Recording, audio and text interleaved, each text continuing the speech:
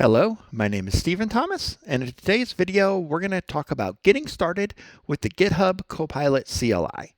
Now, to do this, you need absolutely no experience with the CLI whatsoever. I'm going to walk you through everything from installation, some tips and tricks, even show you how to set up your first agent inside the CLI and use that agent to update a solution from .NET 2 to .NET 10. So let's take a look at some of the core concepts we're going to cover in this video. We're going to talk about, first off, why use the Copilot CLI in the first place. What kind of is the role for the CLI in terms of where it fits in your software development lifecycle. Then we're going to talk about how to install it in just a few minutes. We'll see how simple it is to get up and running. Included with this, we're going to log in and show you how to authenticate against your account in GitHub. We'll use either a free account or a paid account, either one, and we'll see how to select our model that we want to use for our CLI. Then we'll take a look at some of the different modes that we have available to us. We have a plan mode and we have a autopilot mode, as well as our interactive mode, which is there for us by default. Then we'll take a look at sessions and the role that sessions play in starting work and picking up where you left off. Next, we'll dive into context. Context is very important because it's the amount of extra information that's sent to the LLM when it makes a call. And we'll take a look at how large our context is and how to compact that when it gets too large. And last, we're going to take a look at agents, skills, and MCP servers. These are all kind of add-ons to the CLI to kind of enhance it and allow them to do a lot more than what just the CLI has out of the box. And like I said, we'll take a look at creating a custom agent and then using that agent to do an upgrade. So let's dive in talking about the GitHub Copilot CLI and how that compares to GitHub Copilot Chat. So I, for one, was very confused kind of between these two as to where one fits in versus the other. I'm very much of an IDE type of guy. I like visual experience. So the Copilot Chat made a lot of sense to me, especially if you're working with a single method or a single class. The chat is very easy at making changes and updates to that individual item. Now, when you want to go beyond that and work, say, at the project level or even at the solution level, or maybe you're working with individual files inside of a folder, that's where the GitHub Copilot CLI really shines. It's really good at cross-file manipulation, and it's amazing at starting from scratch, doing something totally from the beginning based on a prompt, or like we're going to see in this demo, doing an upgrade from code that's already. So with that, let's dive in and set up the GitHub Copilot CLI. Okay, I've now jumped into my virtual machine, and what I have here is a Windows 11 VM that I have set up some basic components like VS Code, but I do not have the GitHub Copilot CLI set up yet. Now, what we're going to walk through in this demo is from start to finish, taking a .NET 2 application and upgrading it to .NET 10. So that's pretty cool, and we'll see how to do this and learn about the CLI along the way. This is the project I'm going to upgrade here. It's a component from Dan Sharp. It's called Dan Sharp XML, and it was an amazing XML viewer tool, help you with XPath and all kinds of fun stuff. And we'll see what that looks like running in .NET 10. So let's get started. I'm going to open up a command window. And now the first thing I want to do is make sure I have the latest version of PowerShell installed. So I'm going to do win-git install Microsoft.PowerShell. And while that's running, I will copy the command to install the GitHub Copilot. Okay, it's already installed. This one does actually have the updated version on here, so we're all set there. And now I'm going to go ahead and put win-git install github.copilot. Now this is going to go ahead and install the Copilot CLI. Now to launch the Copilot CLI after we've installed it. Now to launch the Copilot CLI after it's installed, we just simply type Copilot, and it's going to launch it for us there. And here's our fancy graphics. And now the first thing it's going to ask us to do is, do we want to trust the file folder that it's currently set for, which is my default user account? We're going to say OK. And now the first thing you want to do is you want to log in. Now it supports the GitHub free accounts, and it'll give you access to 50 premium requests. And I'm going to log in using an account that has the GitHub Pro account. So I do get the 300 premium requests plus access to premium models. So I'm going to say log in. And I would recommend everybody getting the $10 a month upgraded account. It gives you fantastic access to better models as well as more premium requests. So definitely well worth the money there. So it's going to open this up to sign in a new window. I'm going to grab this confirmation code that I'm going to need. And here I'm simply going to sign in. And it's going to ask me to authenticate. This will take just a moment.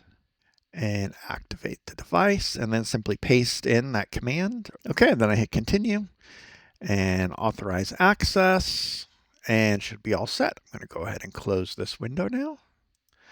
Okay, now that I'm authenticated, you can see that we're back in the CLI window. And let's take a look at kind of what things look like here.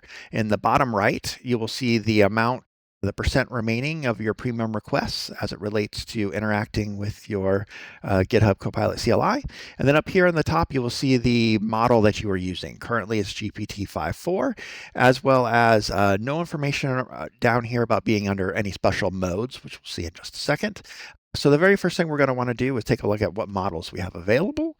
So I do /model, and here's the different models you have available. If you're using the free account, you only have 2 or 3 models to pick from. Since I am using that upgraded account, I've got several here. I personally like Claude Sonnet 4.6, so I'm going to select that model and select high reasoning. And just like that, you can see here that that model has been updated to that latest model that I want to use. And I can continue to, okay, and now I talked about there being kind of different modes of the CLI. You do Shift Tab, and you can see here that it's changed to plan mode. So in this case, if I wanted to do planning, it won't do any codex creation. You can be on plan mode, Shift Tab again, and it will run an autopilot. This will give less prompts. We'll just go ahead and execute the task to completion. So if I said go ahead and build this, it should go off and go ahead and build that. We do Shift Tab again, and now we're back to the default mode, which is going to be the interactive mode. This is the mode that I leave things at most of the time. Now to exit, /exit, and you're going to exit out of your command window. To get back in there, again, you do Copilot, and then there is a YOLO, YOLO, which will jump into Copilot, essentially allows it to not ask you permission-related questions. So if you ask to access file folders and query websites and stuff like that, yeah, you should just kind of bypass a lot of that authentication, the authentication checks for you. So I generally run things in YOLO. You just want to make sure you understand what you're accessing when you're. So now in this case, I'm going to jump over to that file folder structure I was at.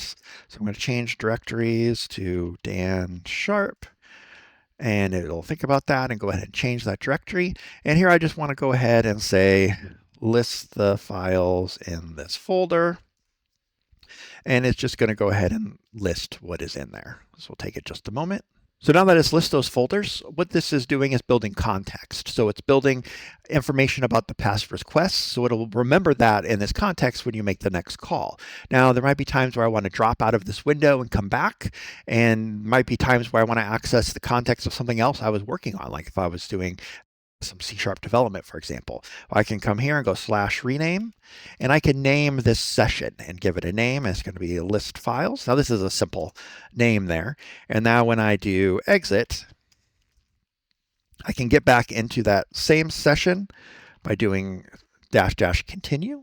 It'll jump right back into that same session.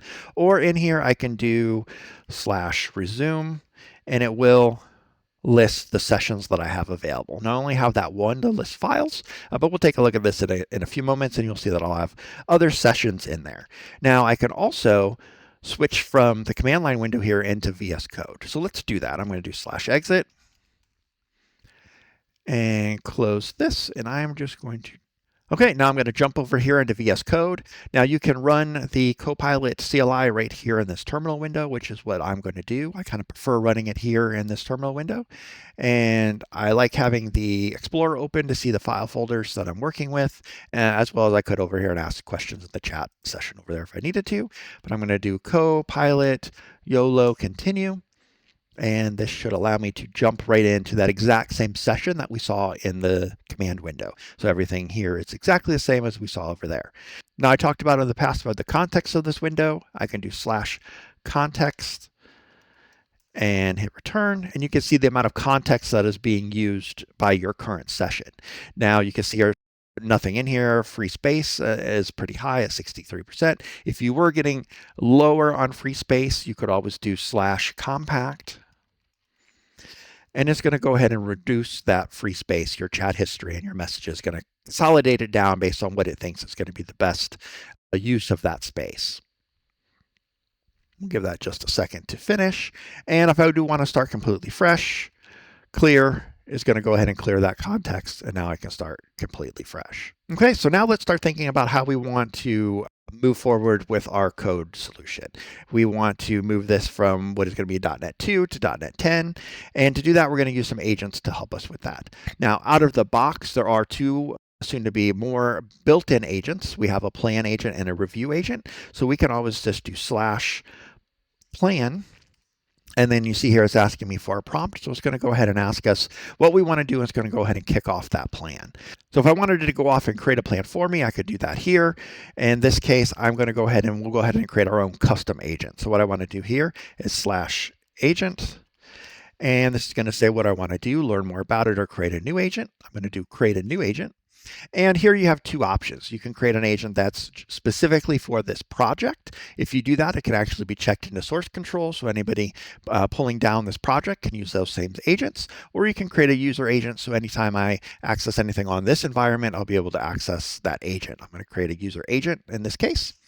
And I want to help create it with Copilot. I want to say this agent is an expert in .NET 2 to .NET 10 upgrades. Make sure the output is Maui, and call the agent Mr. Upgrade. Now it's going to go off and use AI and go ahead and create that agent for us. Now it's going to go ahead and take a few moments.